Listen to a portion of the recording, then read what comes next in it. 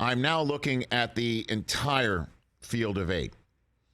And what we're seeing now is a rarity, because I have my same list that I put together here of the final 4 quarterbacks from the AFC since NFL Network came on the air and started covering games.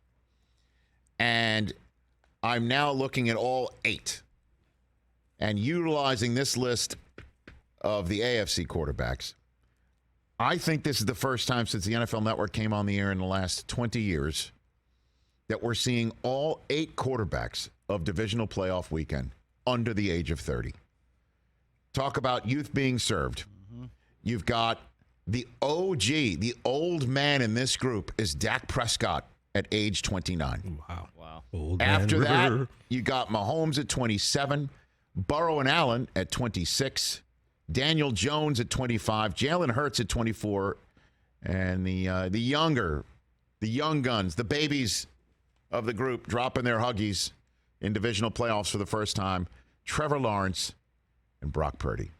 They're all under the age of 30. And Mahomes, you want to talk about how crazy this is? This is Mahomes's 5th straight year being in the divisional round. 5th straight year. Okay? And he's 27. Peyton Manning didn't win his first playoff game till he was 27. That's how far in front Mahomes is of the curve. And Brady's still sitting back laughing, saying somebody's going to have to come chase me down with 7 Super Bowl rings. I think that's going to last our lifetimes and those of our children and maybe their children, quite frankly. But this is a young man's game at the position. With Brady out, now Rodgers having not made it. Last year's Super Bowl winning quarterback, Matthew Stafford, didn't finish the season.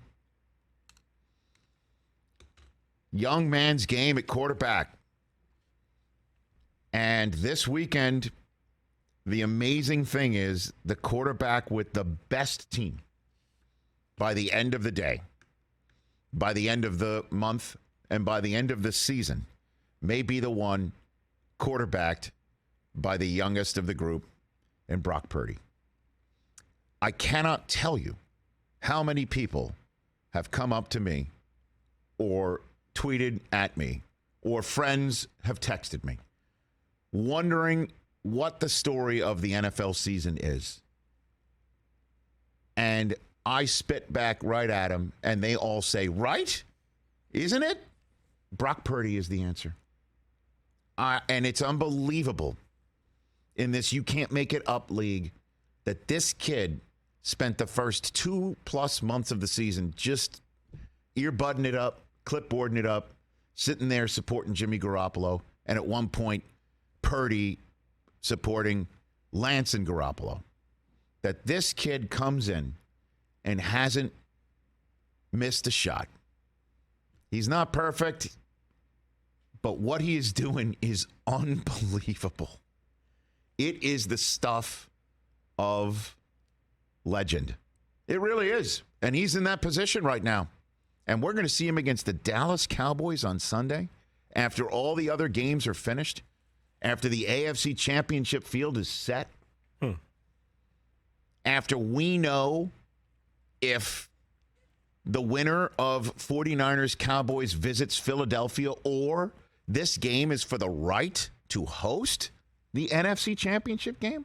We will already know all of that and have 3 games, 6 teams, and presumably 12 quarters of football to talk about and ruminate and chop up. And Brock Purdy's going to step out there against the oldest of the group in Dak Prescott and the Dallas Cowboys and say, not today. This is a magic carpet ride that I am on. Honestly, I totally get the fact that we are a Cowboys-centric media. I get the fact that Burrow and Allen is a terrific matchup.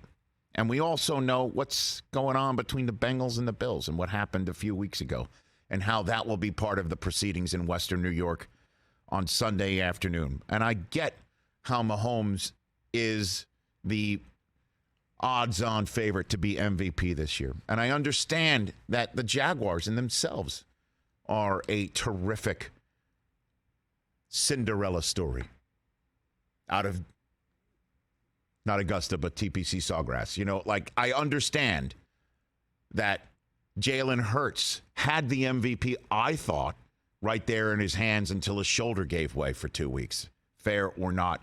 And I understand that the Giants have their history of going from who really are they and can this quarterback really do it to picking confetti out of their hair, not just once but twice. Nothing compares to the story of Brock Purdy. Nothing. The only comparison is what happened to Brady years ago and Kurt Warner in 99. And I know you guys talked to Kurt Warner yesterday. I can't believe, you know, what I'm seeing. And I understand everybody thinks he's going to trip up or that's going to be the tripwire for this season. But if this kid wins 3 more games, it's stuff we'll be talking about for a long time. And that's the storyline I'm focused on.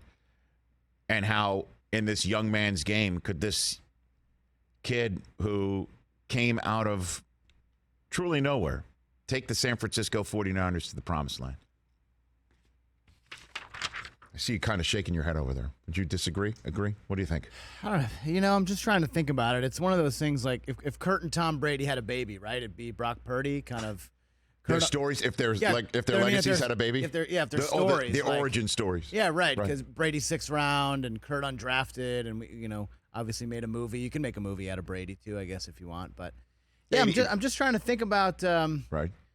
He's only been playing quarterback in the NFL for like a month and a half. Which is why he didn't make the final 3 for Offensive Rookie of the Year. It was Olave, Garrett Wilson, and Kenneth Walker.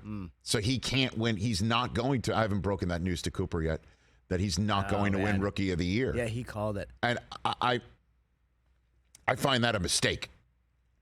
I think, But story of the whole NFL season, it's like the roller coaster the Bills have been on. Of course. The Bengals kind of overcoming injuries yes. and fighting back to get to the final 8 here. This is no disrespect to anyone No, I know. else I'm here. just trying to, kind of talk it through. And it's like, yeah, the 49ers is amazing. They started the year with one guy, and then they go to the guy that they didn't want to have on the team at all.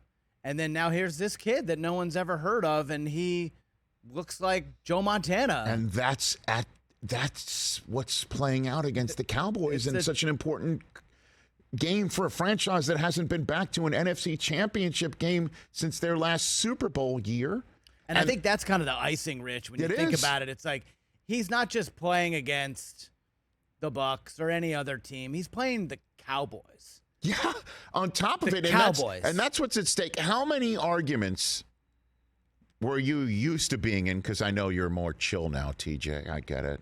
You're a more evolved human. I'm refined. I got it. I drink with my pinky out. But how many arguments have you been in as a Dallas Cowboy fan for the last 3 decades? Ooh. And the answer is you haven't been to an NFC championship game since 1995 season. End of story, period. And the same way as a Yankee fan, you haven't won a World Series since 2009. You're so terrific. Like, I'm in my 2nd decade of hearing this argument. And it's kind of a conversation ender, Rich, so much I had to put a velvet rope up last year, remember? I know that. That can end by the end of the night Sunday. That could be over. When the varsity hits the field on Sunday, yes. That can be over. The answer to the question is over. And the team that would be in front of you, to go back to the Super Bowl is a team that you know very well and that you've beaten this year.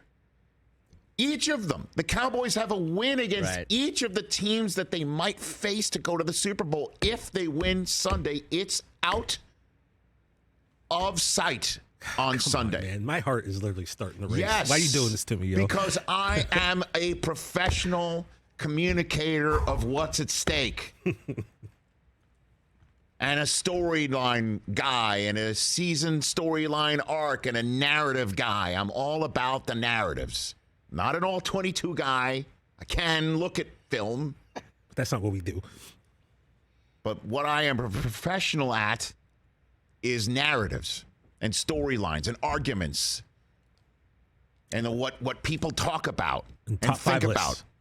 Top 5 lists, yes. Power Exactly. rankings. Ranking. I'm getting into that. I'm still a rookie. But I can't. That's what's at stake over the week. And I kind of marry the two. The fact that this is everybody's under the age of 30 at the quarterback position in this quarterback-driven league. There's no OGs. There's nobody going for, I was about to say no one going for their second, but obviously Mahomes is the only one. So Mahomes is He's going the OG. for his second. The OG. He is the OG, but not in age. Not in age. Not in age, but in success. Correct. And then comes the baby of the group, the guy Purdy. You want to talk about reinforcing a narrative? He shows up with a backpack on, like he's going to home ec. Backpack. He emailed his teacher for a meeting about the homework assignment. Do that's. people know what home ec is still? It's a hit television show. That's true. So, at any rate, can't wait. Catch the Rich Eisen Show every single day on the Roku channel, 12 to 3 Eastern, for free.